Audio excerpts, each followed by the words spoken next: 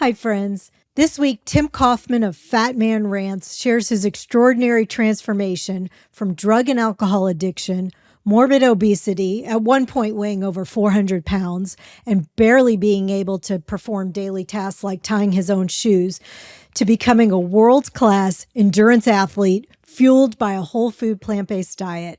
He exudes warmth and encouragement for anyone who thinks they can't make changes. Be sure to stay till the end to hear why Tim doesn't think it's good to focus on goals or motivation and what you should do instead. This episode is filled with 100 lessons. I'm not even joking. He was incredible. You're going to love it. Okay, mark your calendars for Monday, March 16th at 9 a.m. Central Time. Age Like a Badass Mother is going live from Austin during South by Southwest with a panel show live from Conscious Kitchen. Of course, you can catch the recording after, but you'll want to tune in for 4 women sharing their hot take of the moment. You won't want to miss this wild conversation. I'll be posting about it on social media and giving you more information and asking you to submit questions. So be sure you're following me on Instagram and Facebook at Age Like a Badass Mother. Okay, here's Tim Kaufman. I'm Lauren Bernick, helping you make the rest of your life the best of your life. Welcome to Age Like a Badass Mother. Today, I'm joined by Tim Kaufman of Fatman Rants.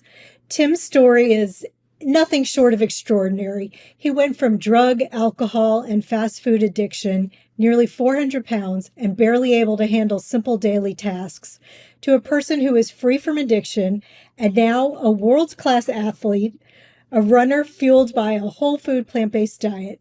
His transformation has been featured in Runner's World, Good Morning America, Today, People, WebMD, ESPN, and other outlets.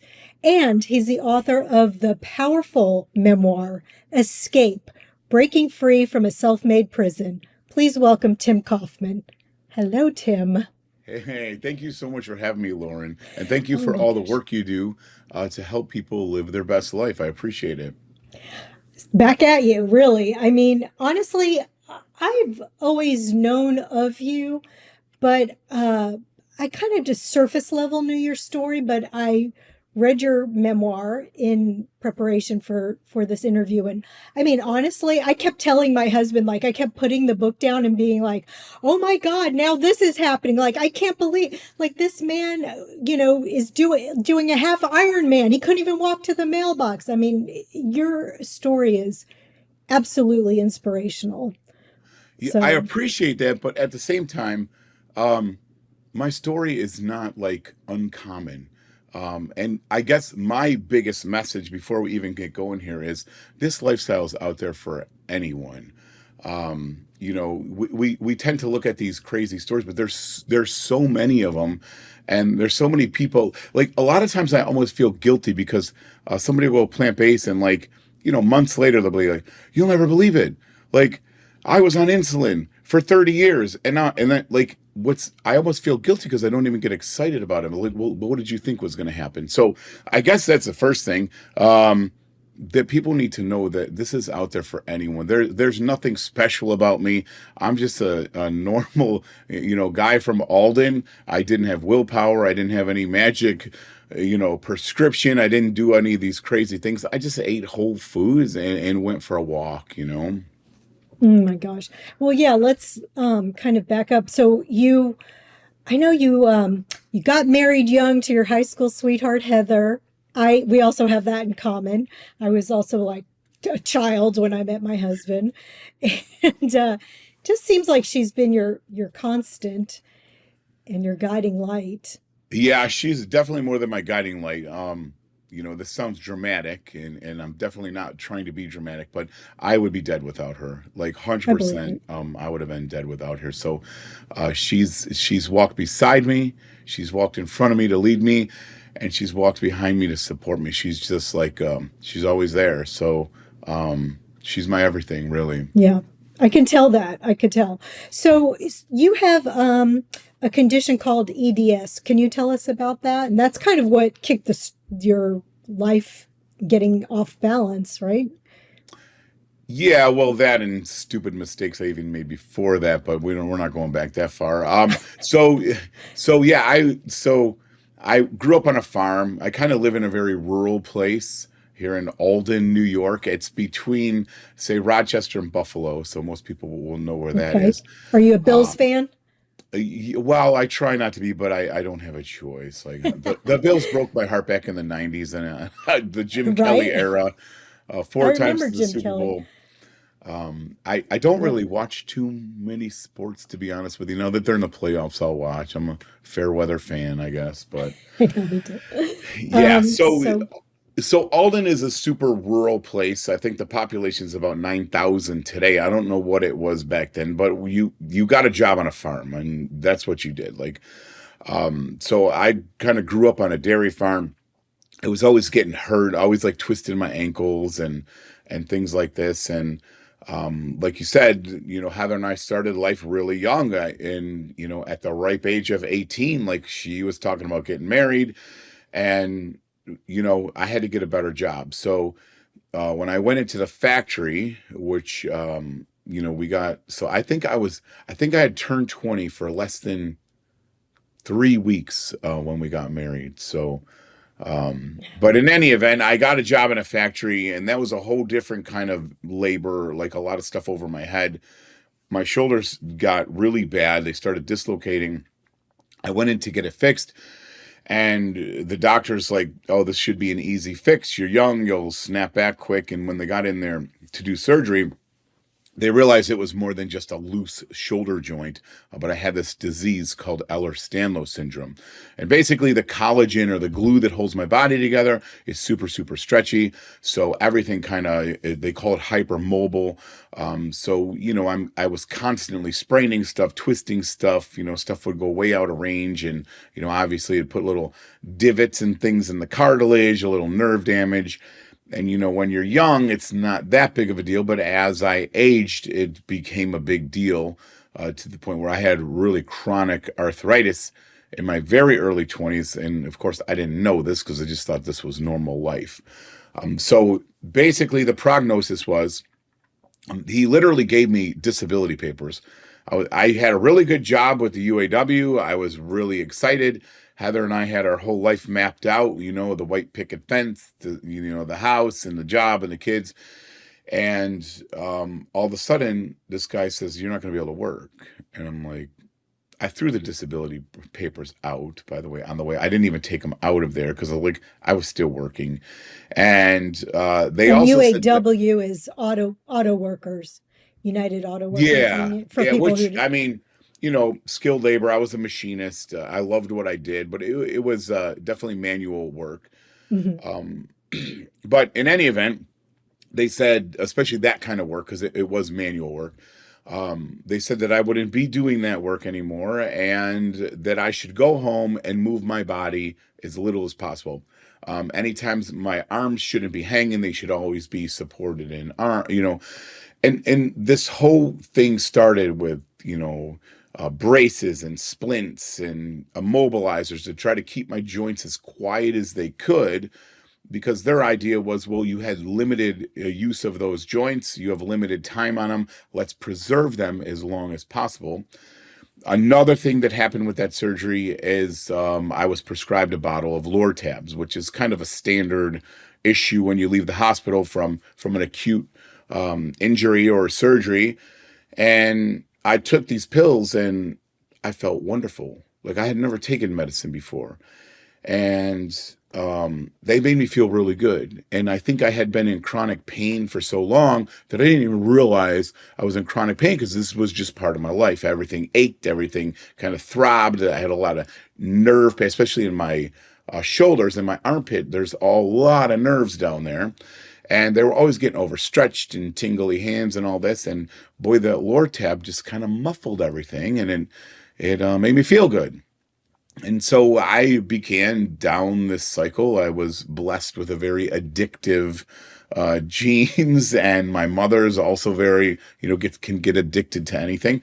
And everybody knows how the story goes. It's just started spiraling where the same dose you took the first time, you'll never get that back. So you have to add quantity. Then we added more volume. And, before I knew it, in the next, say, 2 years, my prescriptions went from, 60 or 120 tablets a month to, I'm down in like 400 and 500 of these things.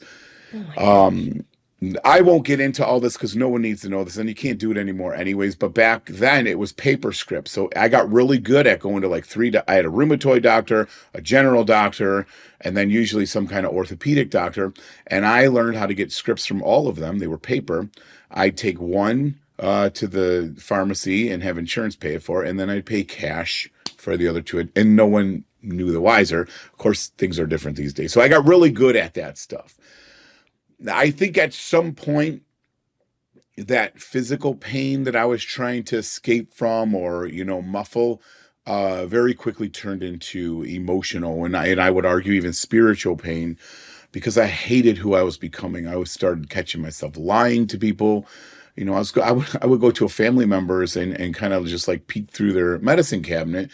And I started doing stuff that was like really out of character for me. And the big thing was manipulating Heather, having her, call the doctor and say she spilled my tablets. I needed more. But in any event, I think it became more than just a physical thing. It certainly became probably more emotional than physical. And the truth was I was still hurting through this stuff anyways.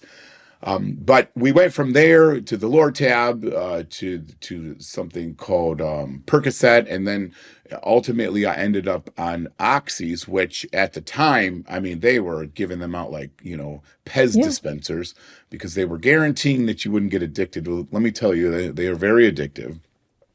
Yeah. I think So we've all seen all the TV movies now on Netflix and all these that just go into this, just the deviance behind, just like the criminality of how these families who own these drug companies, the Sacklers, I guess, were pushing out this medicine.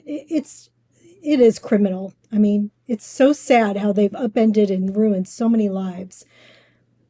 yeah, It's it is like I sometimes I turn them up because I'm interested in seeing them. I know there's a few documentaries on it, uh and it's awful because I think what they show is like, oh yeah, this is the business side of it, but like, you know, when drug addiction touched me, it didn't just touch me; it touched everyone around me. I'm a teacher, so it affected my students, my colleagues, like every aspect of my life was somehow touched with addiction, whether I want it to be or not. And looking back, I would have told you no, but I can strongly tell you now that yeah, everyone was affected by do these you choices that I made, really. do you And and Heather, did you ever talk about like how much she knew, how much she tried to ignore, like that aspect? yeah, a lot. Yeah, a lot. We've talked a lot about that, and Heather was in an awful position because Of she course. felt like helpless, like obviously a lot of sympathy for me. And it kind of just became the thing, like even with my kids were much younger then, but it was just dad was sick. This is what you do with sick people. They take medicine. She knew I was taking too much. In fact, one time I wouldn't say she tried to get me in trouble. She mentioned it to the doctor and I just about flipped. Um, and my doctor said, like, he's in pain, chronic pain. And that my I knew how to blame my blood pressure on my pain level. And so the doctor's trying to get my blood pressure down. Like, well, I need more medicine. Like, this is the problem because I'm in pain. I was probably withdrawing, which is why my heart was flipping out. But in any event, yeah, Heather knew, and I'll talk about alcohol in a minute. And I think she knew that too, but she didn't want to talk about it. But she knew I was, and she didn't know to the extent either. I hid a lot of it. I let her know enough that it wasn't I guess it was acceptable, but she didn't know the whole story. Like she knew I was drinking, she never knew how much. But in any event, I went from the oxys, and then doctor says, "Hey, I want to try this new drug." No one had ever heard of it. This is back in the probably late 90s. He said, I want to try this drug called fentanyl. And I'm like, oh, sounds like a plan. And he gives me these little patches, and I'm like, these things look pretty harmless. I mean, they go on your skin. Like, how bad could they be? And I remember the first time I put a fentanyl patch on, it was insane. It brought me back to the first time I did Lortab, but times like 50. And fentanyl is an awful drug. I don't have to get into it, but it did the same thing. Like, kind of fast forward, it was the same cycle. It worked until it didn't work. Then, I'd get creative. And the thing that people don't realize about these drugs, especially the opioids, they make you really lethargic. They make you very tired. They make you very groggy, but you can't sleep. Like, you just can't, like fall asleep and get a good sleep. And then mix that with the pain, for somebody that's hypermobile, when you lay down, all your joints kind of stretch out, which causes you more pain. It had been like 5 days and I hadn't slept a wink. And I just wanted to sleep. And, I grew up in a house. No one drank in my house. Me and Heather got married so young. We didn't have the party days and none of that stuff. So I thought it was a great idea. I'm going to go to the liquor store for the first time ever. I'd never even been in a bar, to be honest with you. I went to a liquor store. I bought the cheapest bottle of vodka that I could get. It was 1.75 liters. I brought it home, and that night I took a handful of pills, and I chased it down with just about a liter of vodka. And I wish I could say I woke up in my own vomit, my own urine. I had alcohol poisoning. I literally felt like death. And I wish I could say I learned my lesson and never did it again, but this would be my new normal. It was, I loved that feeling. This is so awful to talk about it now, but I love that feeling. Like, right before bed, my eyes would literally roll in the back of my head, and I would black out every single night for years. I probably should have been dead from that first time, but my body just would, end up getting a tolerance to this, and this would be my new normal. So one of the other things it's almost embarrassing to talk about, but if people struggle with food addiction, hopefully they'll understand this. My favorite addiction became food. And the thing about food is, like, it was hard to get fentanyl. It was hard to get opioids. It was hard to get all this stuff. It was embarrassing to go get alcohol, but it's very easy to get food. I think I counted like over 40 stops on my way to work. I could get either fast food or processed food. My favorite thing was like breakfast sandwiches. Again, same thing there. It would turn into a routine. I went for fast food sometimes 4 times a day. We ordered out almost nightly if we weren't going out, and my food was just fast food processed crap, with donuts and Doritos and all the nasty stuff. But the odd thing is, it really gave me that same dopamine hits that the drugs and alcohol. I can remember Burger King, especially in the morning. I'm out of bed. I'm kind of woozy from the night before. And I would pull into Burger King, and I literally would feel like happy. Like my heart would speed up a little bit when I ordered my, sausage croissants. I'd pull up there. I would get like excited. Like, it's again, it's embarrassing. I can But relate to that. I used to do that on my way to college. Pull up, get a bacon, egg, and cheese biscuit. I'd be smoking a cigarette, just driving to school. I mean, this is who yeah, you're getting your health information from, people. But that's important because we've been there, right? We've done it. yeah. It will be the same. I'd get it. I'd get my 2 minutes of happy, and then Hmm. I'd look down on the floor and see these greasy wrappers and think, Right. what am I doing? Like, I at least wanted to cut back on this stuff, but it made me feel good. It gave me that little escape. So drugs, alcohol, and food became my priority in life. And the faster I could get home to escape again, the better. And that took me to the worst. And I'll just fast forward, about 38 years old. I was over 400 pounds. We don't know how much over 400 because the doc couldn't weigh me anymore. The scale maxed out at 400. I was on, most of the time, around or over 20 prescription medicines a month. This is not counting my narcotics. It's not counting the painkillers. I was on like Indocin for inflammation. I was on 2 different kinds of blood pressure medicines. I was on cholesterol drug, like anything you could be on, he would put me on just to just try to keep me alive. And I can remember every time I'd go in there, he'd look in the waiting room. And later, I was in this movie, and they interviewed the doctor, and the reason why he looked out there is to see if I was in a wheelchair. So I was in bad shape. My life had spiraled out of control, and I think that the best way to get people to understand is, like, look at 400 pounds, it's easy to understand physically what that is. Put the balance of my weight on your back, go try to walk upstairs, drop your keys, pick them up. Just simple daily to put your shoes on, right? Like, it's hard. You It's couldn't tie very your hard. shoes, right? Heather had to tie your shoes. She Isn't it? did.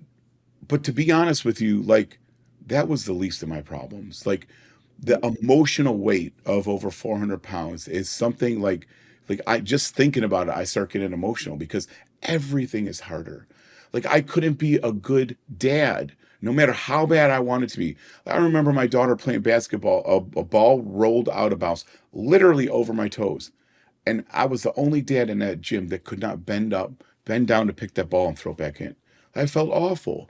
My daughter wanted to go kayaking. I couldn't get in a kayak. We'd go to, amusement parks. I couldn't get on any of the, I had gotten to the point from the meds that I couldn't get in the car for more than 30 minutes or I would just vomit everywhere because I was so nauseous all the time and so motion sickness.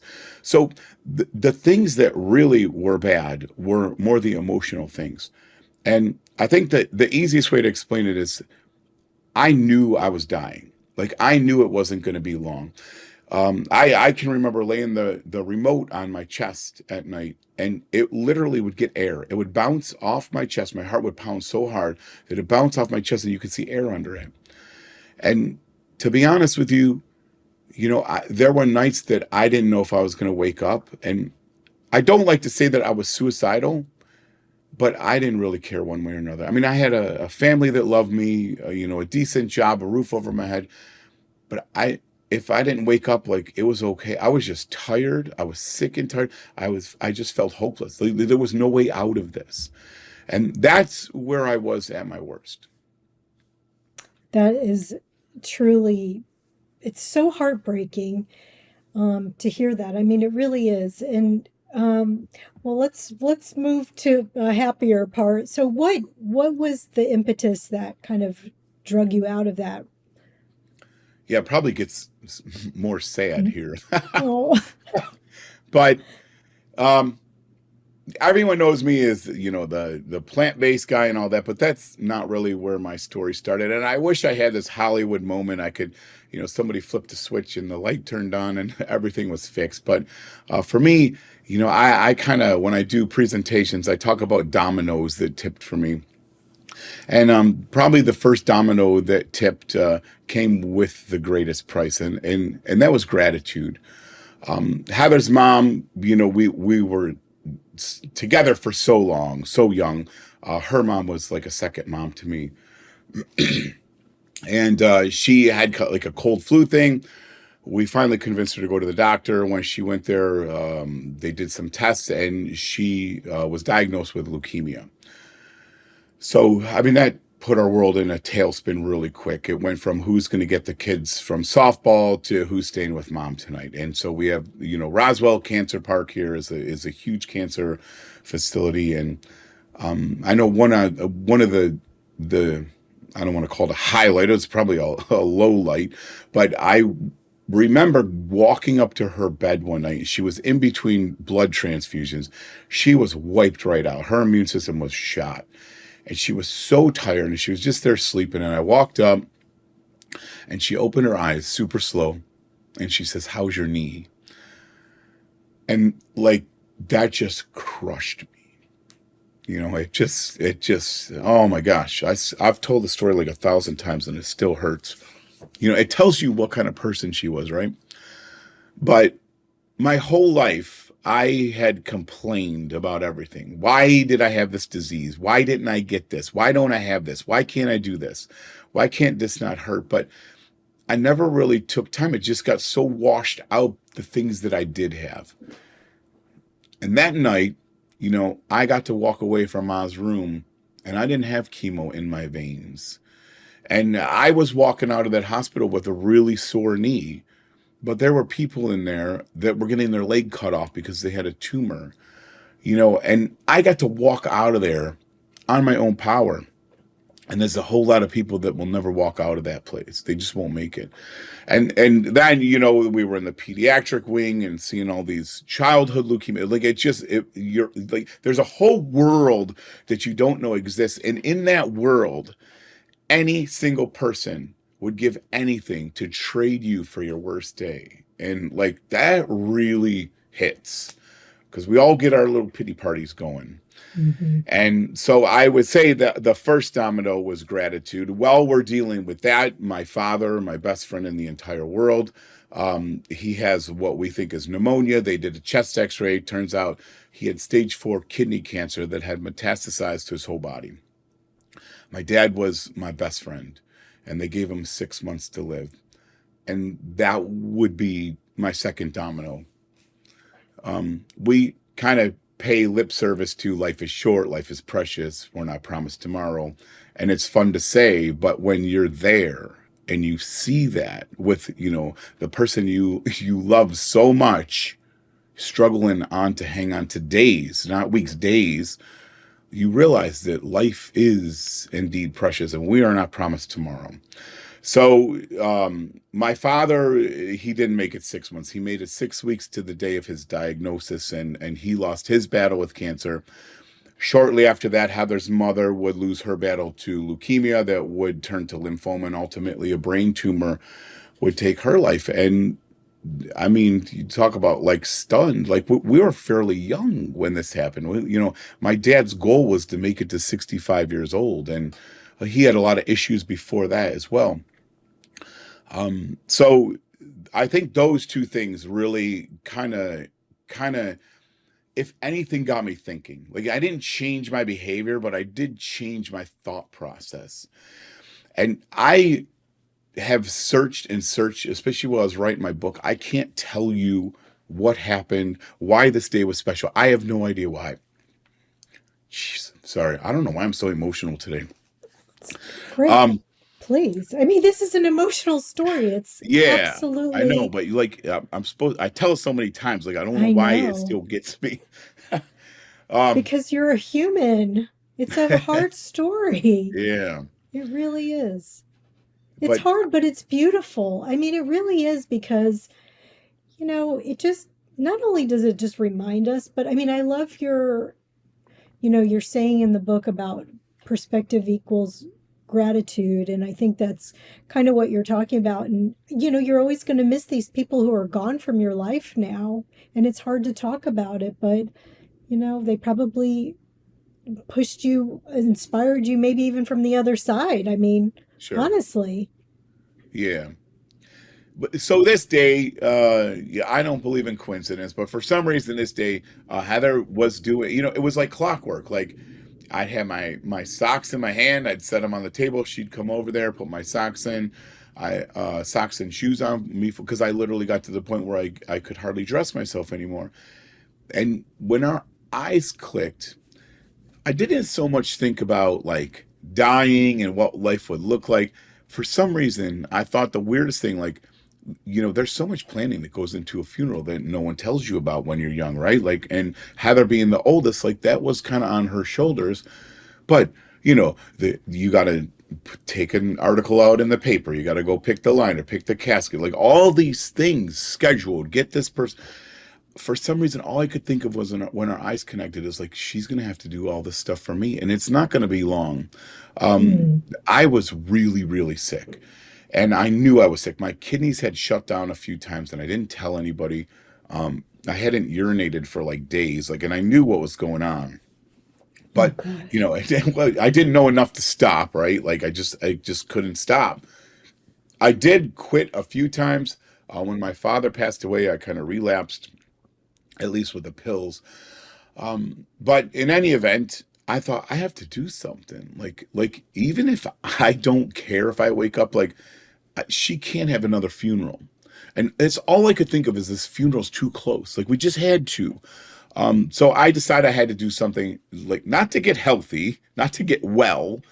I literally wanted to space some time out. Like, I wanted to die later so she didn't have to do all this again. Mm. So, I did what really smart people do. I went on YouTube to get some medical advice and search some stuff up. And I will kind of speed up here. I found this guy. He was every bit as big as me. He had this thing called bariatric surgery.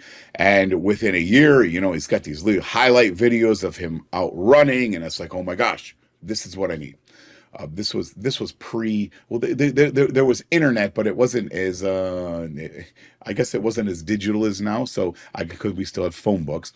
So I looked up in the phone book this surgery, and there was a company right in Buffalo that specialized. And I went to some meetings, and like I went through the whole process and the screening and everything. And then all I had to do was go get my doctor to sign off on the surgery for like the pre-op. And when I went in there for a physical. My blood pressure was 255 over 115. That's on a channel blocker and a calcium channel blocker and a beta blocker. And he couldn't give me any more medicine for that. And he just couldn't get my heart rate was over 125. So he was threatening to call 911 and get an ambulance to take me to the hospital. He said, "You're going to stroke out right in my office."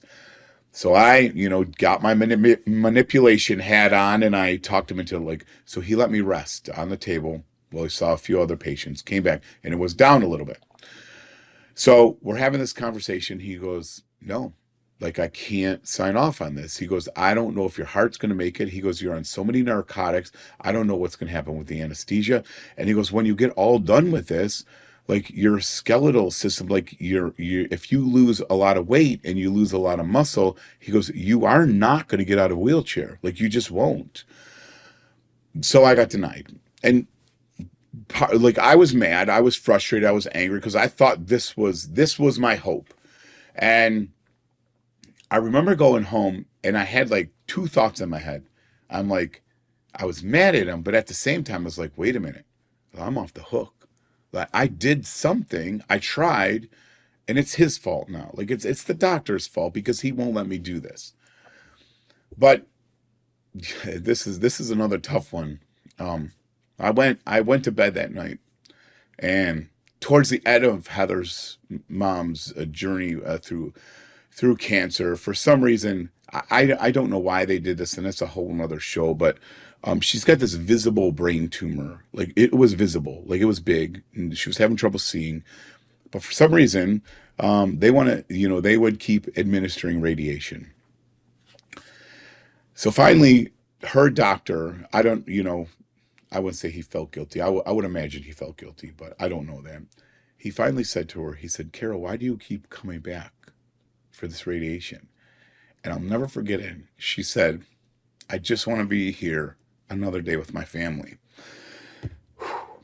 And how can I go to sleep at night knowing that she would do anything? She would do anything to be there one day.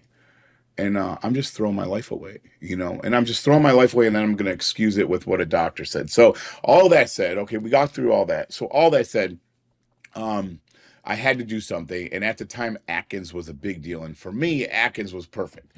Chicken wings, cheese, mozzarella, cheese sticks, Yep. Pork Lived rind, my life on that. dressing. These are my favorite things. Yeah. My mother had me on that from the time I was a kid. She'd give me a bunless burger for breakfast. Yes. Bunless, I'd have, and then for lunch, she'd send me with bologna and cheese. I mean, can you even imagine? So, yeah. Mm-hmm. Yeah, but I mean, and I did, to be honest, I did lose weight. I mean, you're going into ketosis, and so your body's so I did lose weight. I don't remember how much weight. It was a fair amount of weight, probably 50 pounds. But I was still on all my meds. I still felt like crap. But this is the thing, and I hope listeners, I hope you. I don't usually stop like this, but this is a big deal. Everything I did at that point was wrong. But here's the thing, I did something. And I think we get so stuck in this loop of, we got to find the right program. We got to do that. We got to check this. We got to plan it. You're getting nowhere. I did something. I took a step, and that step was probably the most important step in my journey, because what it did is it connected what was on my plate to what was in my mouth. It was all the wrong stuff. I did all the wrong stuff, but I Right. did something. And Right. I think there's going to be a lot of people that go to their grave because they didn't do something. So, I'm not promoting purposely doing stuff wrong, but do something.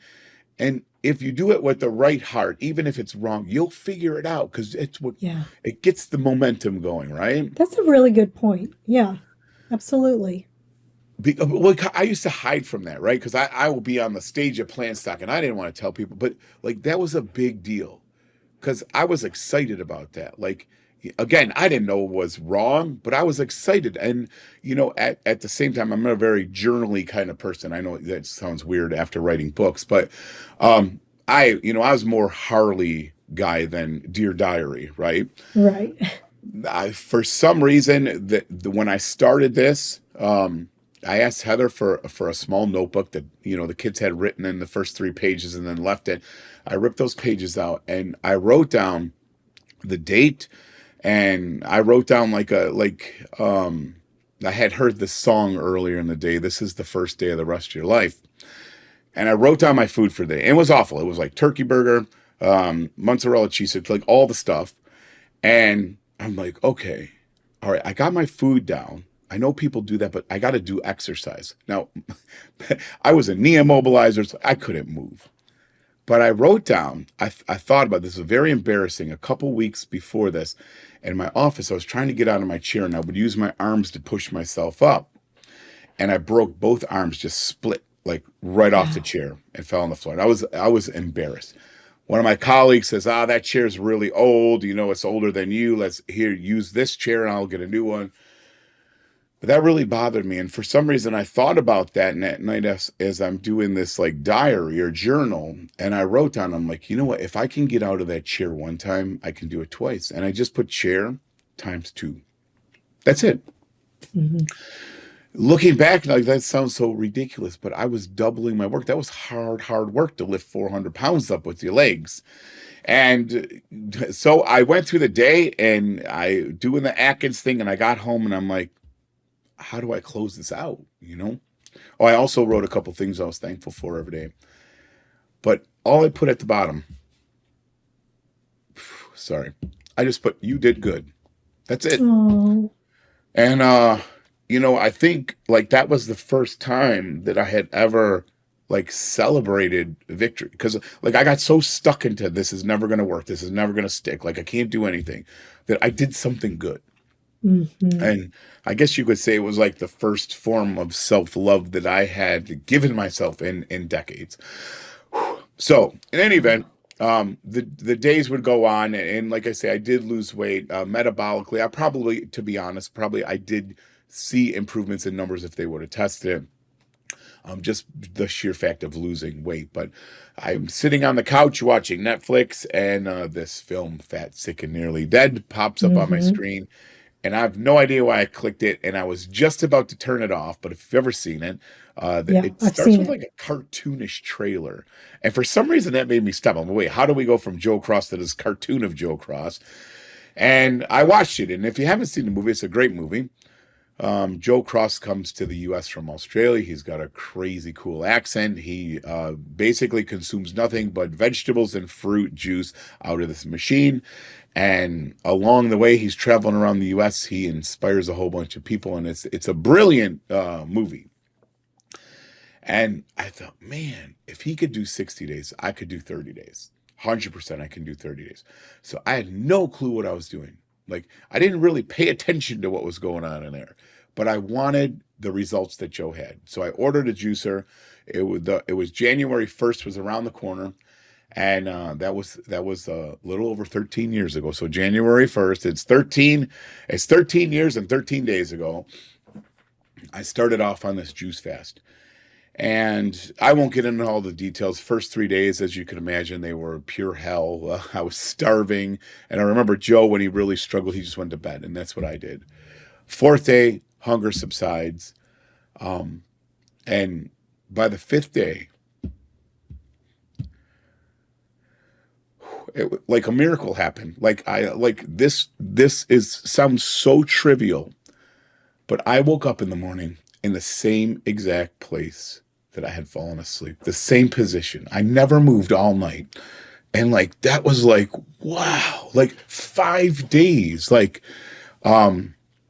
it was amazing. Like that was what I wanted. Like I just wanted to sleep through the night in 5 days. And you know, I can act like I'm really smart now, but looking back, I wasn't just flooding my body with nutrients from these fruits and vegetables and the antioxidants and the phytonutrients and all that stuff is great.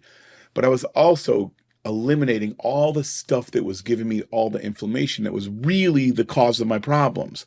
The animal products, the oils, the sugars, the salsa, all these things are so inflammatory. No one had ever talked to me about my diet. Never. Never. Even Anytime you went, all the times you went to the doctor, nobody ever said anything about your diet. well, so I think my doctor gave me like a paper diet one time. He goes, "Stop eating so much cheese or something. Your triglycerides Yeah. were like they literally couldn't measure them anymore."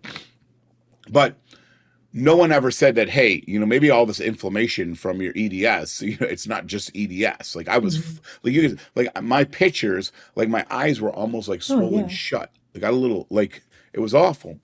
I mean, you But look just completely different. Completely yeah, even different. I look at some of them now, I'm like, that can't be me. I mean, not even I get just the called out. weight, but like you said, just everything, Yeah, just yeah, the especially my clarity. eyes. My Yeah, my your eyes eyes. were super bad.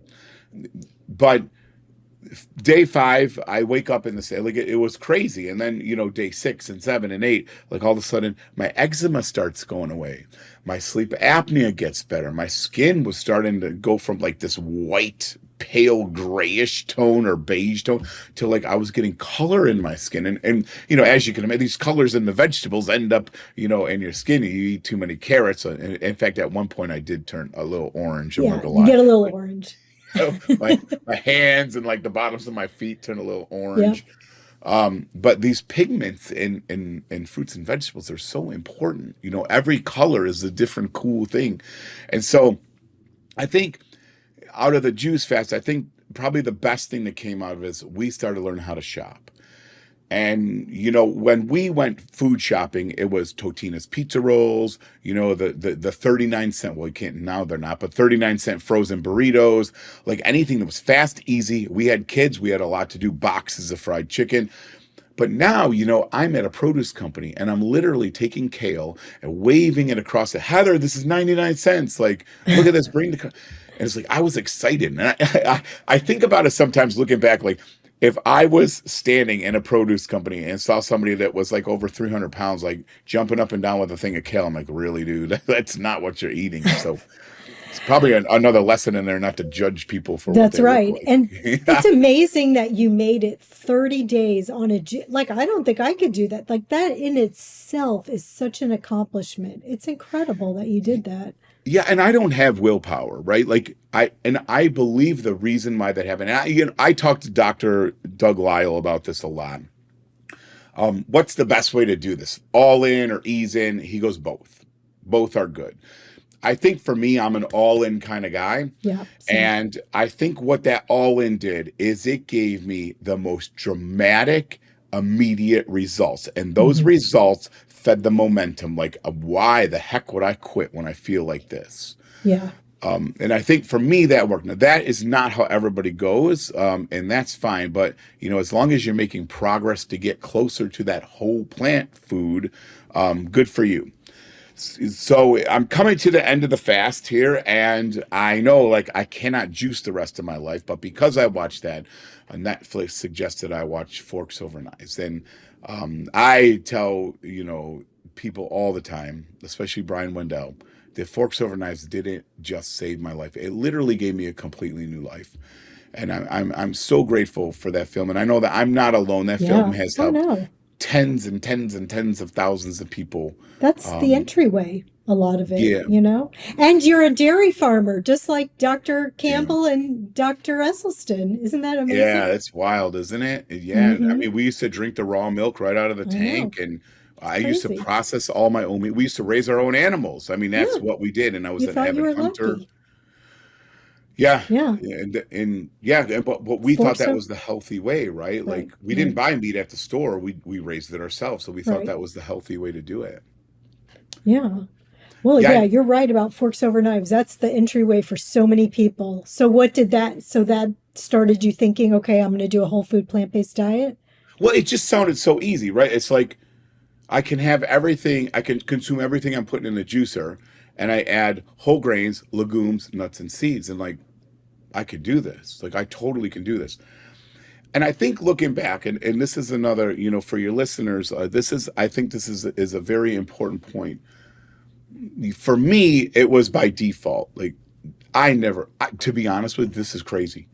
I never heard the word vegan. I didn't know. We live in Alden. Like, we have Yeah. more, like 10 times more cows than people. Like, I didn't know what a vegan was. Like, Wow. someone called me a vegan. I'm like, no, I'm not. Like, well, you No, are. no, you are. Right. Like, I didn't even know what that was. Right. But they didn't have like maybe Morningstar, but I didn't know what that was. I didn't know what tofu was. I didn't know what tempeh was. I didn't know any of that stuff. What I knew is what they did on forks and knives. I knew I could eat rice, beans, potatoes, veggies, and fruit. That's what I knew. And I think that alone is what held me in so long because I didn't know all the other stuff. And I think had I gotten into the processed food and all the junk, the labeled plant-based food that is far Right. from whole food, this would have been a whole different story. So I guess the point I'm trying to make is keep it simple on purpose. I did it by accident, but find something you like that's easy to prep and then put it on repeat because that is gold. Consistency is everything in this. Like, Hmm. intensity doesn't matter. Nothing matters except how consistent you stay with this. And, Hmm. then instead of relying on willpower, you're relying on your environment, like what's in your house to eat. Are you preparing your meals? And we can get into that in a little bit. But so from there, I started feeling really good. We maybe I don't know. I honestly don't even like talking about the movement part of this, but because I do have EDS and a lot of people struggle with movement, I went for a walk. My wife wanted me to go for a walk, and I was at the time I was still in a mobilizer, so my knees were like locked out, like I was walking on sticks almost. And she asked me to go for a walk, and I was always really sarcastic and a jerk to her about it. Like, yeah, I'm going to go for a walk, right? But I decided to go for a walk. And we were supposed to walk 3/4 of a mile out and then turn around and come back to the car. And I didn't make it. I couldn't make it to the other road. I sat down on a rock and, I was in awful pain. I was crying. I was embarrassed. And my kids were younger at the time. And Heather made like, come on, kids, let's go run as fast as we can to the car so we can go get dad and we're going to rescue him. And it's like, okay, mom. And they came back and, I think I was in so much pain. It was humiliating, but I didn't think about it then. Came home, iced down my knees. I was a mess. And something kind of clicked. I wanted to go. That walk pissed me off. I wanted to go finish that walk.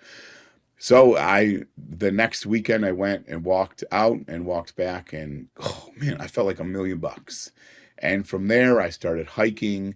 Basically, everything the doctors told me, like they said, stay off uneven ground. I loved the woods. I was an outdoorsman, so I started hiking, and then 1 mile turned into 2, and then 3. And then, within a year, I was hiking, 15 and 20 miles on a weekend. And when the hiking and my my brain wanted to go a little faster than my legs, I got into some light jogging. And then from there, I gotta kind of tell this because it's fun. I came home and I noticed the kids' school had this 5K. Now I don't know what a 5K is. I don't know anything about this, but I said I think we should try this, Heather. And I remember my daughter. She was probably in about fifth grade.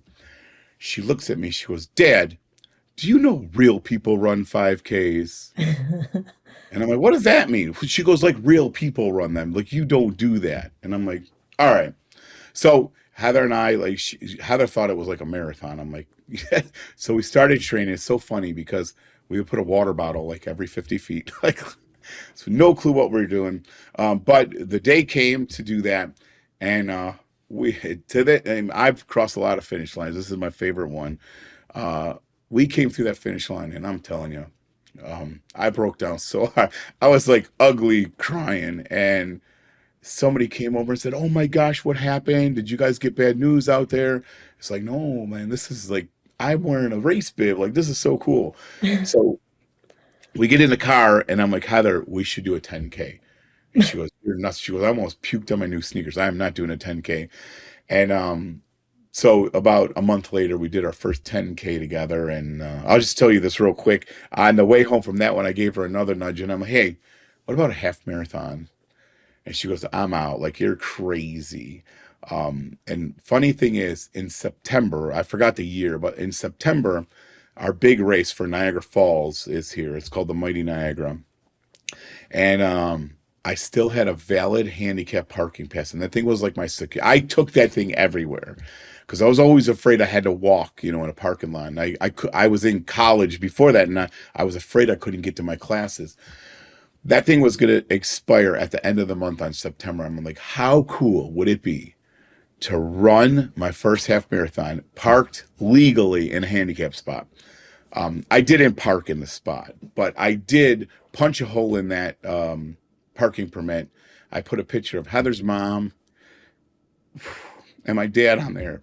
And geez, I ran my first 13.1 miles with that thing like flapping around my waist. So it was a great day. From there, I got into marathons, and then I got into cycling, and I started cycling 100-mile races. And then, I say a few years ago, it's more than a few years ago, I learned how to swim.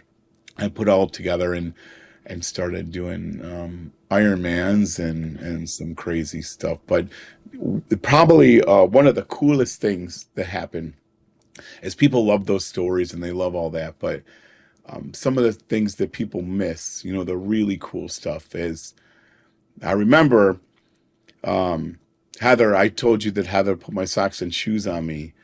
And, it's the little things like she needed help with her backpack, and I got to pay her back because she couldn't get her arm in a backpack. And I was able to help her get this backpack on. But we were 6,700 feet in the air because we just summited Mount Washington together. And it's like that is cool. Like to think that on our anniversary we'd be on the peak of a mountain is just it's mind blowing. And my kids had to come rescue me from that trail. The next time that all four of us got on a trail, they were my pace crew for my first 50-mile ultra marathon. I was supposed to be in a wheelchair when I'm 25, right? It's And incredible. it's been a crazy ride. But again, it's out there for anybody. It really is out there for anybody. It's so I just can't. I mean, I sound like an idiot. I just keep saying the same thing. Like that's so incredible, but it really is. And then, do when did you wean yourself off drugs? Was that before you did your juice cleanse or your juice That was fast? that was hard. I usually try to like skate around it, but so the pills. This sounds awful, but the pills were the first thing to go only because it wasn't logical to be on them anymore. Because what would happen is I was withdrawing, like withdrawing from opioids is it's god awful. Like it is the worst thing in the world. And so what would happen is I would get these scripts filled, and they started getting more strict with the laws too in time. And I would take a month's worth of pills. Let's say I had 240 tablets for the month. They'd be gone in like 5 days. Like, and I would try to ration them. I would give pieces to Heather. I'd hide them. And for some reason, I always had a way to get them. And then what would happen is I'd end up having to wait because I just couldn't get any more. And so I was withdrawing more than I was enjoying them, Yeah. and it just didn't make sense. So I had stopped them, and then, like I say, when my father passed away, I called my doctor, and it was a very short time. I would say like less than a month. I was back on, then I was off. The alcohol, I hung on to that for a while. I did that cold turkey. That was awful. Shakes and sweats and flu for like it seemed like forever, but it was certainly a few days. Fentanyl was a different story. Fentanyl is awful. Fentanyl is just an awful, awful thing. That was super hard to get off. I wanted to so badly. I wanted to go to rehab. I work in the public sector. I was embarrassed. I would say things were a little different then. It was, addiction was not that it's accepted now, but people thought of it differently, and I thought of myself differently. We even talked about going to Canada to try to get into rehab, but the fentanyl was awful, and I I should have went, but I didn't. And if people struggle with addiction, get help. There's so much help out there. Get help. But what I did, I'm like, I got to get out of this the same way I got into this kind of healthier living, is a little pieces at a time. And literally that's what I did. I would get my patch, and I'm like, I went from a machinist to an engineer. So I had these dial calipers, and I would just take, about a 16th, we'll say a 16th of an inch off the patch. I would cut it off, and I would put that on. And then 3 days later, I'd change the patch out again. I'd take another six, and I kept this little template. I still have the template upstairs, just so I remember. And you just kept cutting it down every Yeah. time. Wow. And eventually it got small enough that it just wasn't, wasn't worth putting on anymore. So, I mean, Tim, that's incredible. yeah, So that was rough. so the drugs and alcohol went before the food, before the juice fast. Well, it kind of all worked. So what happened was, I'll never forget this. If you've seen Joe Cross's movie, I loved Mean Green. Like, that was my favorite juice, and that was his too. And I can remember standing over my juicer, and I used to chew Copenhagen Snub. I used to smoke. I was anything you could do, I would do. And I had this big lip just stuffed with Copenhagen Snuff. And I remember I told Heather, I said, the taste of this Mean Green with a fresh chew of Copenhagen, like, I don't know what happened, but the flavors meld together. It's the most wonderful flavor in the world. And I'm standing there thinking about, like, you are an idiot. Like, what are you doing? Like, you're literally putting yourself at risk for mouth cancer while you're juicing kale, and you say that kale in Copenhagen tastes good. So I was not, I didn't do this the right way. But what happens is we can't, I think, and this goes a little bit deeper, but we can't just fix one part of our life, right? And so these are both physical things, but you can't be trying to get yourself healthy where you're trying to kill yourself at the same time. And so it just made sense. Like, if I'm going to be healthy, like, this stuff can't be part of my life. I can't put this poison into my body when I'm trying to get myself healthy. And I would say I probably learned more later on, and I'm saying 10 years into my journey is probably when more learning. And even today I learn more than I did 10 years ago. Because I think we try to fix ourselves.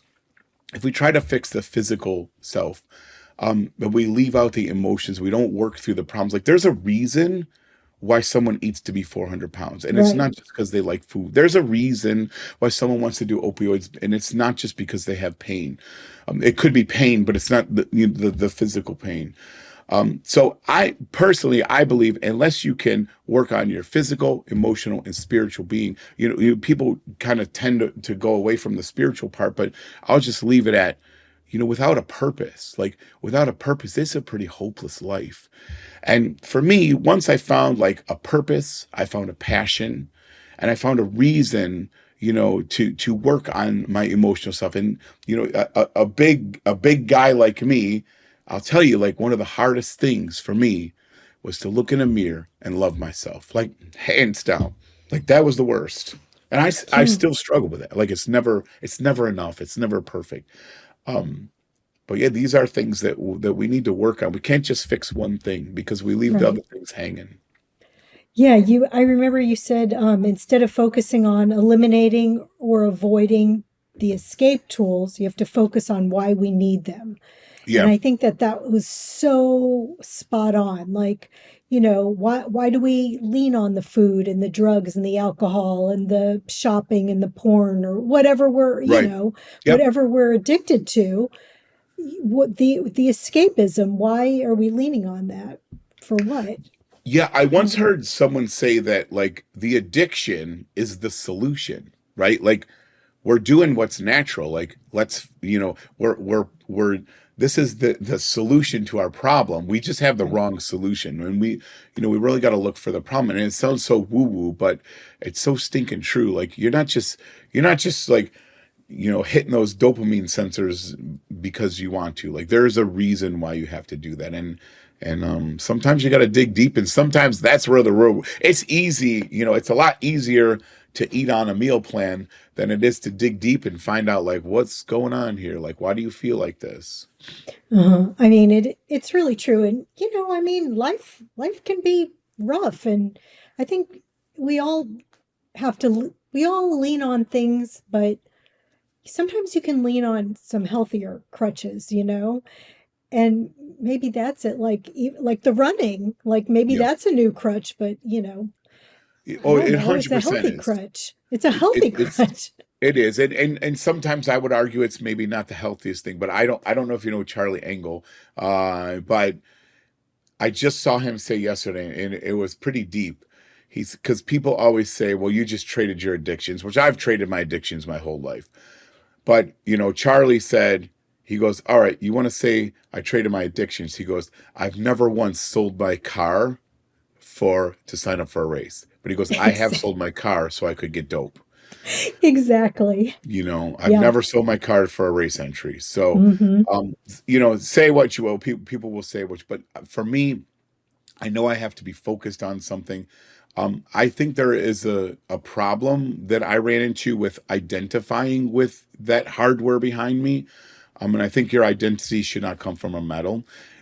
I do a whole talk on goals for high school kids, and a lot of times we get so hell bent and focused on a goal that it actually jacks us up because if your goal is to lose 20 pounds, what do you do when you lose 20 pounds? You stop. So I think what we have to do is goals are important to keep us on the right path, but we have to remember that it's the process that we need to stay consistent with, not so much the goal. It's what we learn, and the goal is cool to make you feel good, and until it's over, and then what do you do? So I think we really need to focus on the process of how we get to the goal. I agree with that. And for those who are just listening and not watching, Tim has like 500 medals behind him from his races. What's are you still you think the first one's still the best? The 100%. 5K? 100. Unbelievable. Yeah, there is another. My first, well, it'll be my second 70.3 Ironman was pretty special too, because I had my coach was telling me you got to focus on the finish line because you're going to want to quit. It's in the mountains, so it's a very hard race, and I focused on the finish line, but it was different than everyone else's. Heather was on the other side of that finish line, and I like Lake Placid. Like I can't like Lake Placid. I'll put that up there with Forks Over Knives and saving my life because I skipped a bunch of stuff we don't have time to get into, but I started climbing mountains, and I did it in braces. They made me these really cool braces, and it was super neat. But so I fell in love with the mountains, and to be able to do a triathlon in the mountains, and I don't know if you've ever seen the Disney The Miracle, Hmm. the hockey The game. hockey. Yep.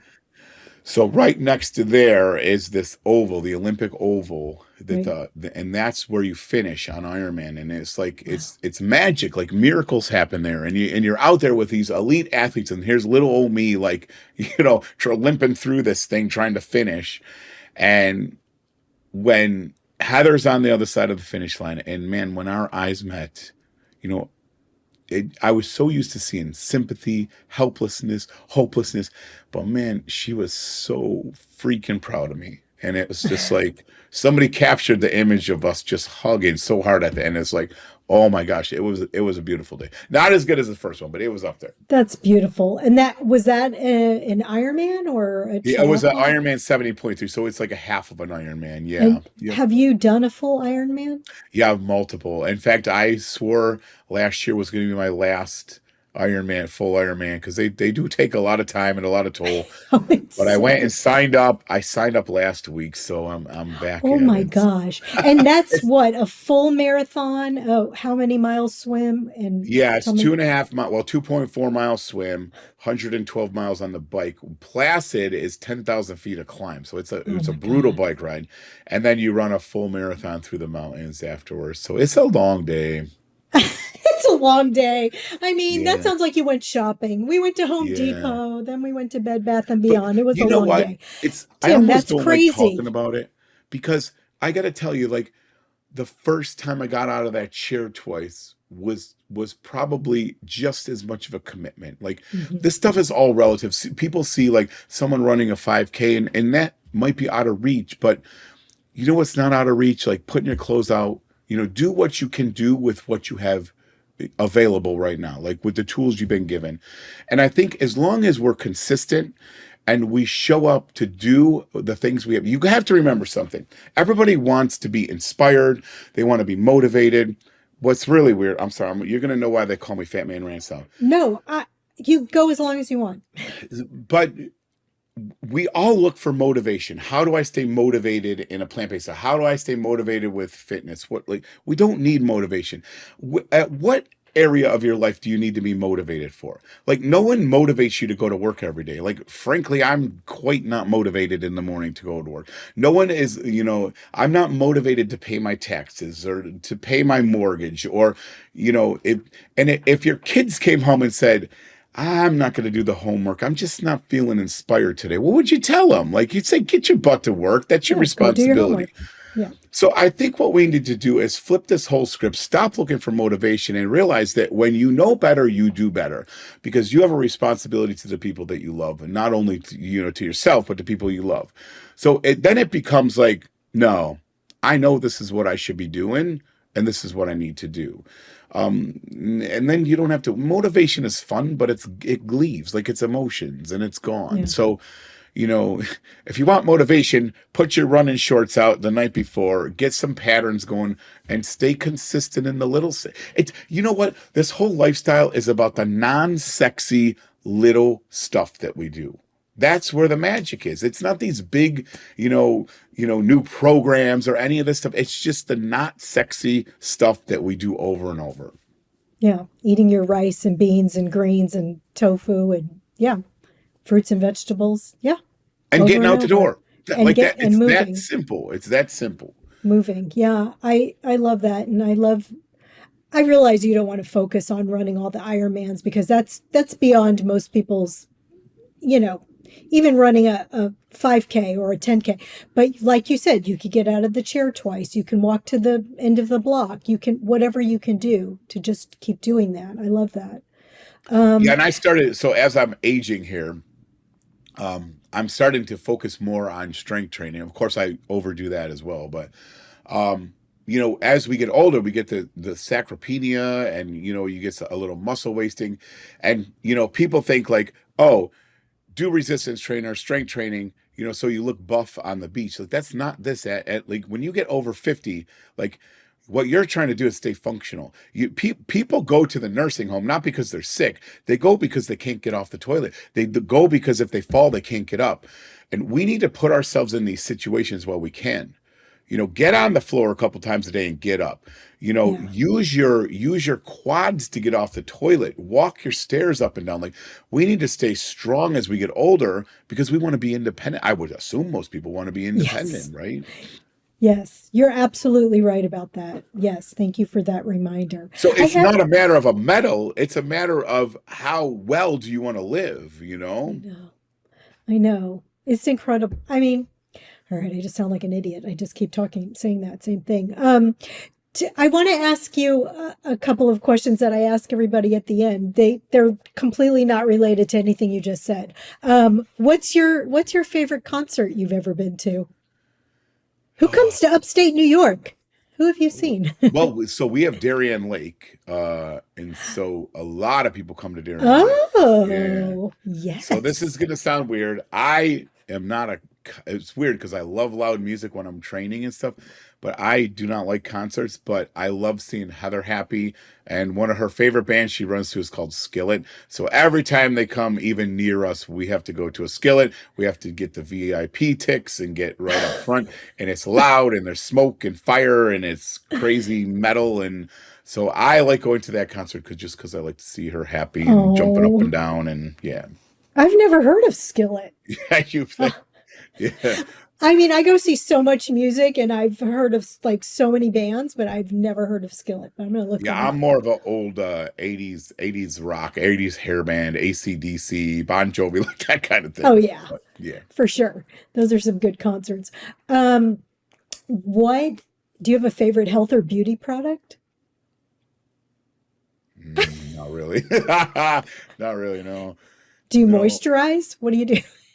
Well, when I swim, I mentioned before I had eczema, so my skin gets pretty dry. Um, so for a while, I was using coconut oil after I get out of the pool because the chlorine just like jacks Oh, my skin yeah. up. Um, yeah, so I guess coconut oil. Coconut oil, that's good. Yeah, it's weird. Do you have somebody that you admire for the way they're aging? I hate to keep saying this. I sound like I'm trying. She'll never watch this. I sound like I'm trying to impress her, but my wife, like we're both. I guess we're aging well. Um, Yes. yeah, That's good. Oh, that's I yeah. can I just mean, she's out there. Which so Heather has her own story. I mean, Heather lost 90. So Heather wasn't plant based when I went plant based. About 2 years after I went plant based, she had some a medical issue. She went into the hospital, and it flashback to everything she went through with her mom. And she walked out of there. She goes, "I can't control a lot of things in my life, but I can control how I eat. I'm going whole food plant based instantly." Um, and so she hopped on about 2 years. So she's 11 years about, and she's just she was the kid that always skipped gym when it was running days and stuff. And now she's out, she runs every morning, and she's fit. And we had a plant-based restaurant. We had a very good exit from it. So she retired at 50 years old, and she's 53 now. So she volunteers a lot. She helps a lot of people, and she's living her best life. So that's amazing. What's your best piece of advice for aging well? aging well is fight. I mean, we can age well. Um, no, okay, this is going to sound counterintuitive, but from my experience, the best way to age well is to put ourselves in stress situations. Yeah, I feel like when we age, and I do this too. I get caught in this. I want to retire. I want to have my little place on the couch and watch TV by the fireplace. But the reality is that's a good way to age fast. And if you want to slow that aging process down, put yourself in situations. When I say stress, I'm not talking about mental stress. I'm talking about putting your body in a stressful situation. Like, go for a walk let your heart remember that you're alive. And I feel like the best way to age well is to, push yourself a little harder. I'm not saying do crazy stuff, but I'm saying remind your heart that you're still alive. that's really good advice. Well, thank you. Well, Tim, where can people find you? Is it Fat Man Rants? Yeah, anything Fat Man Rants. Yeah. Anything Fat Man Rants? Yeah. Find you there? It's I love weird. it. Oh, I love it. And it's Fat Man Rants because Oh, because it was on a oh, post-it, and I had a colleague pick one of the three. I wanted like a former fat man or like former fat guy. Everything was taken. Fat Man Ranch just came up. love Because it. when I first adopted this lifestyle, like I literally ranted all the time. Like I was the food police. I found out since then the best way we can get people to live like this is be a good example and Yes, make people come to you and say, what do you got that I'm missing out on? Right? Like, what am I exactly. missing here? Because your life is amazing. That's the best way. It's not being a food police. So I was ranting Yes, all the time, and I wanted former fat man, and the two kind of melded I together. love it.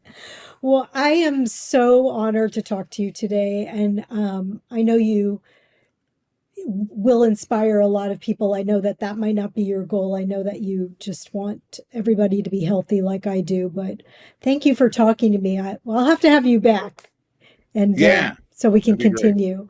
But thank Yeah. you so much, Tim. All Take right, care. Lauren, thank you so much. Bye, Take guys. care. Bye bye. Thanks for listening, friend. From my heart to yours, be well until we meet again.